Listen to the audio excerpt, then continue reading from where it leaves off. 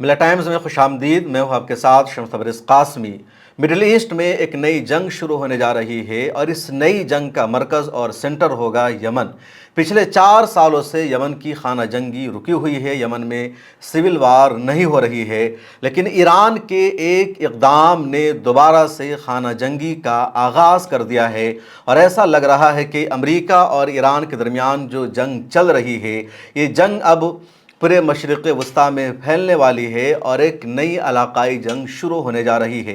ایران کے سابق supreme leader شہید آیت اللہ علی خامنئی کا ایجنڈا اور منصوبہ بھی تھا. کئی مرتبہ انہوں نے کہا بھی تھا کہ اگر امریکہ اور اسرائیل نے ایران پر حملہ کیا تو ایران کی جوابی کارروائی صرف امریکہ اور اسرائیل تک محدود نہیں رہے گی، بلکہ دنیا میں ایک نئی علاقائی جنگ کی شروعات ہوگی.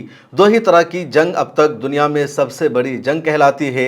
ایک عالمی جنگ، اور اب تک صرف 2 ورلڈ وار ہوئی ہے جس میں دنیا کے تقریباً تمام ممالک شریک رہے ہیں. یا دوسری جنگ وہ ہوتی ہے جو علاقائی جنگ ہوتی ہے کہ جنگ پورے دنیا میں نہیں پھیلتی ہے، لیکن علاقہ کے کئی ممالک، خطے کے کئی ممالک اس جنگ میں شریک رہتے ہیں. کچھ جنگیں وہ ہوتی ہے جو صرف 2 دیشوں کے بیچ میں ہوتی ہے، ایک نے ایک دوسرے پر حملہ شروع کر رکھا ہے.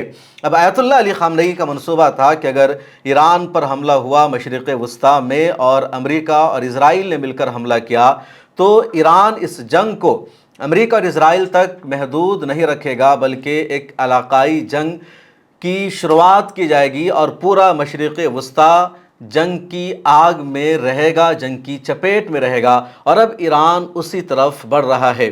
اس کی وجہ یہ ہے جو میں آپ کو بتانے جا رہا ہوں، یمن میں ایران کی ایک ایئر لائن کا پہنچنا.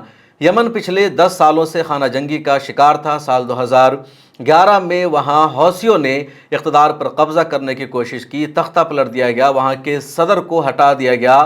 اس کے بعد پھر 2014 میں مکمل طور پر حوثیوں نے صنعاء کے علاقے کا کنٹرول حاصل کر لیا اور یمن 2-3 علاقوں میں تقسیم ہو گیا: ساؤتھ یمن، نارتھ یمن، یمن کا سینٹرل علاقہ. اور سعودی عرب نے، دوسرے عرب دیشوں نے حوثیوں کے ساتھ جنگ کی شروعات بھی کی. تقریباً 7-8 سالوں تک لڑائی چلتی رہی. اس کے بعد 2022 میں سعودی عرب اور حوثیوں کے درمیان ایک معاہدہ ہو گیا اور یمن میں خانہ جنگی رک گئی. اب یمن کا نقشہ اس وقت آپ دیکھیں گے تو یمن میں کوئی بھی ایک مشترکہ حکومت نہیں ہے، بلکہ یمن میں الگ الگ حکومت ہے. نارتھ یمن میں الگ گروپ کی حکومت ہے، ساؤتھ یمن میں الگ گروپ کی حکومت ہے. اب جو نارتھ یمن ہے اس کا سینٹر صنعاء کہلاتا ہے، صنعاء راجدھانی ہے، اور یہاں زیدیوں کی یا کہہ لیجئے حوثیوں کی حکومت ہے جو شیعہ زیدی ہے. اس کے علاوہ جو ساؤتھ یمن کا علاقہ ہے جہاں کی راجدھانی عدن ہے، وہاں پریزیڈنشل لیڈرشپ کونسل کی حکومت ہے. اس کے علاوہ دوسرے علاقے جہاں دوسرے گروپس کی بھی حکومت ہے. اب یمن آپسی خانہ جنگی کا شکار ہے. یمن کی آبادی آپ دیکھیں گے تو یمن میں 65% سنیوں کی آبادی ہے اور 35% شیعوں کی آبادی ہے. یمن کا جو ساؤتھ علاقہ ہے وہاں سنی کی میجورٹی ہے اور نارتھ یمن میں شیعوں کی میجورٹی ہے. یمن میں جو شیعہ رہتے ہیں ان کو زیدی شیعہ کہا جاتا ہے. ایران میں جو شیعہ ہیں وہ اثنا عشریہ فرقہ سے تعلق رکھتے ہیں اور دونوں میں فرق ہے. یمن کے جو شیعہ ہیں وہ سنیوں کے ساتھ رہتے آئے ہیں اور کبھی کوئی لڑائی نہیں ہوئی، کوئی وواد نہیں ہوا. سال 2014 کے بعد جب حوثیوں نے اقتدار اپنے ہاتھ میں لے لیا تب یمن میں شیعہ اور سنی کے درمیان لڑائی سامنے آئی. اس سے پہلے یمن میں شیعہ اور سنیوں کے درمیان لڑائی نہیں تھی. اب معاملہ یہ ہے کہ حوثیوں کو ایران کا مکمل طور پر سپورٹ ہے. ایران انہیں مالی مدد دیتا ہے، فوجی مدد دیتا ہے، ٹیکنالوجی دیتا ہے. ہر طرح سے ایران یمن کے حوثیوں کو سپورٹ کرتا ہے.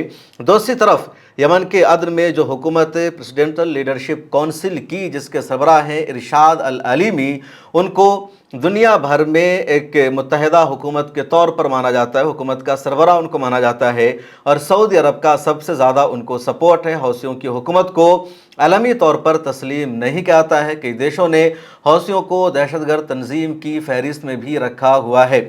اب سعودی عرب کو یہ لگتا ہے کہ ایران حوثیوں کے ذریعے ہمارے ملک تک پہنچنا چاہتا ہے، ہمارے ملک میں ایران فتنہ اور فساد پھیلانا چاہتا ہے، اس لیے ایران کو یمن میں مضبوط ہونے سے روکنا ضروری ہے، ایران کو یمن میں قدم جمانے سے روکنا ضروری ہے، لیکن سعودی عرب ایران کو اس سے نہیں روک پایا اور 2022 میں سعودی عرب کو حوثیوں کے ساتھ سمجھوتا کرنا پڑا۔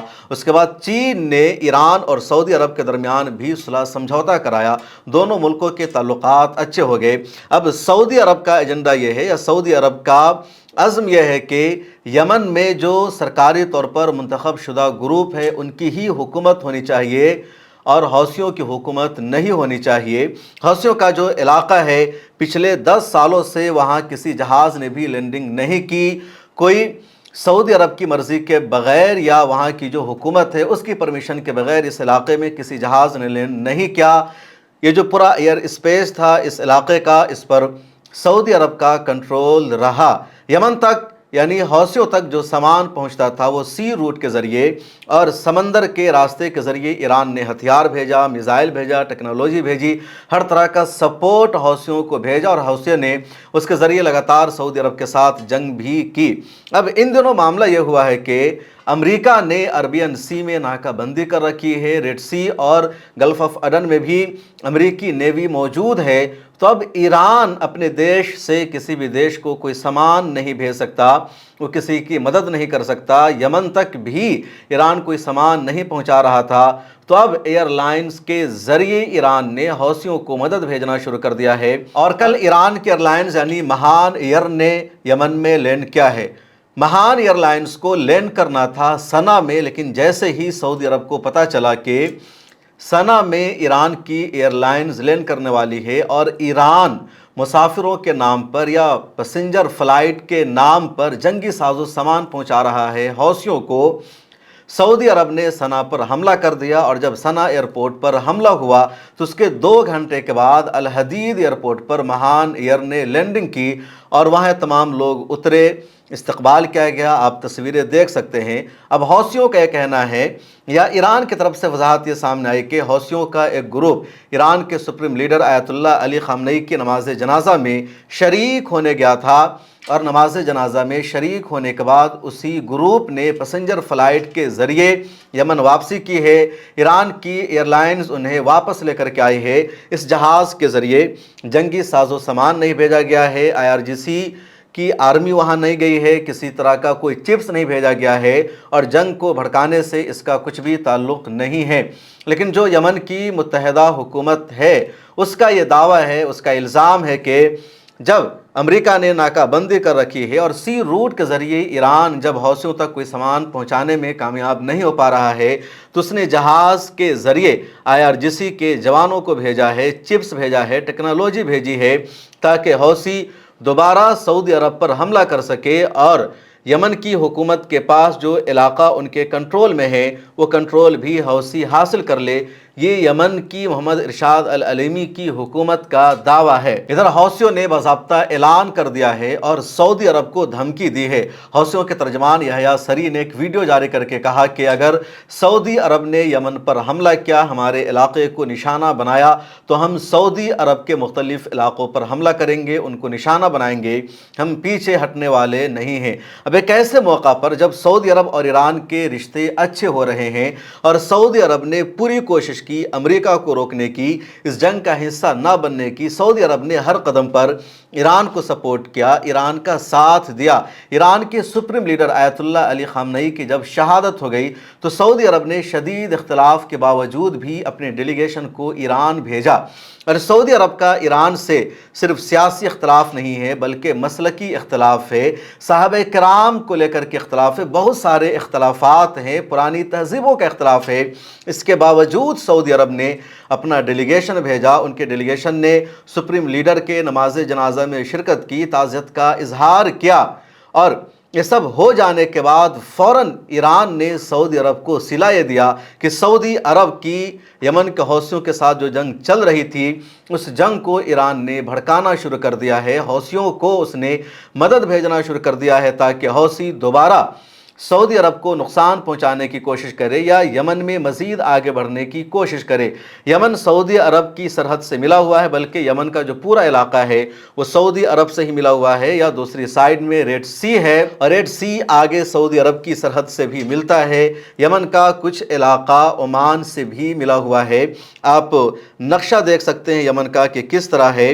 यमन जो है पूरा रेड सी के किनारे है, और इसमें आप एक मैप देखिए जो आपको ग्रीन कलर का नज़र आ रहा होगा, यहाँ पर हौसियों की हुकूमत है। जो ब्लू कलर का दिख रहा है वहाँ पर सदारती क़यादत कौंसिल की हुकूमत है, जिसके सरबराह इरशाद अल अलीमी है। उसके अलावा यमन में दूसरे ग्रुप्स की भी हुकूमत है।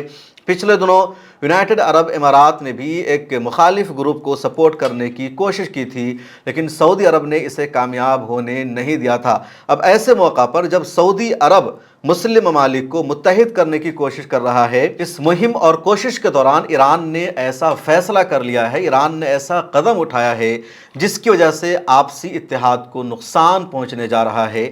सऊदी अरब और ईरान के दरमियान जो रिश्ते बेहतर हुए थे वो रिश्ते दोबारा ख़राब हो सकते हैं। सवाल दुनिया ये भी कर रही है कि ईरान को यमन में इतनी दिलचस्पी क्यों है, ईरान यमन के इत्तेहाद को क्यों नुकसान पहुंचाना चाहता है, और ईरान क्यों यमन में इन्वेस्ट कर रहा है। यमन हमेशा से सऊदी अरब के करीब रहा है, यमन और सऊदी अरब के दरमियान रिश्ते अच्छे रहे हैं, यमन की सरहद भी सऊदी अरब से मिलती जुलती है। अब सऊदी अरब के नज़दीक पहुंचकर किसी बागी ग्रुप को सपोर्ट करना, उनकी हिमायत करना, उनको हथियार भेजना और ऐसे मौका पर इस तरह का कदम उठाना, ऐसा बताता है कि ईरान इस जंग के दायरा को अब आगे बढ़ाना चाहता है, वो फैलाना चाहता है। और जो ईरान का पुराना एक एजेंडा रहा है कि इस जंग को इलाकाई जंग में तब्दील करना है, ईरान का इसमें फ़ायदा यह है कि अब अगर अमेरिका और ईरान के दरमियान दोबारा बाज़ाब्ता जंग शुरू हो जाती है और ये जंग लंबा चलती है तो ईरानी अवाम परेशान होगी, उनको लगेगा कि हमारा मुल्क लगातार जंग की वजह से तबाह हो रहा है।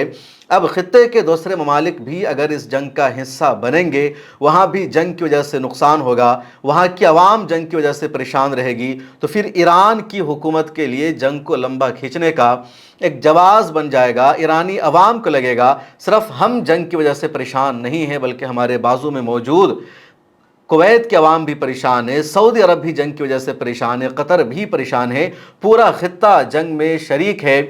और यही एजेंडा इसराइल का है कि ये अरब ममालिक इस जंग में शरीक हो जाए ताकि यहाँ जो खुशहाली है, यहाँ जो तरक्की है वो सब ख़त्म हो जाए, और ईरान भी यही चाह रहा है। इस वीडियो में इतना ही, मुझे दीजिए इजाज़त, मिलते हैं अगली वीडियो में। अल्लाह हाफ़िज़।